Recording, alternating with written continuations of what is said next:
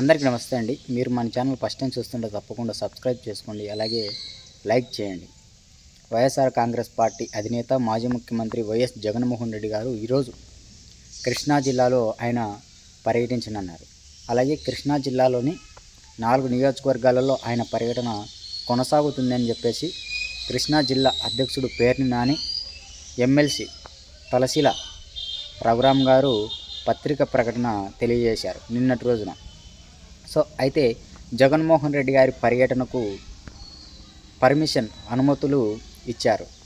So ఆయన వెంట 500 మంది నాయకులు కార్యకర్తలతో, అదేవిధంగా 10 కార్లు మాత్రమే ఆయన వెంట ఉండాలని చెప్పేసి అనుమతి ఇచ్చారంట.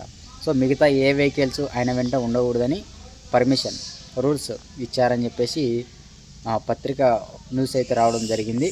సో ఏది ఏమైనప్పటికీ కృష్ణా జిల్లాలో ఉన్నటువంటి మొంతా తుఫాను ప్రభావం నుంచి తీవ్రంగా రైతులు నష్టపోయారని, రైతుల బాధను వినడానికి జగన్మోహన్ రెడ్డి గారు ఈరోజు కృష్ణా జిల్లాలో పర్యటించనున్నారు.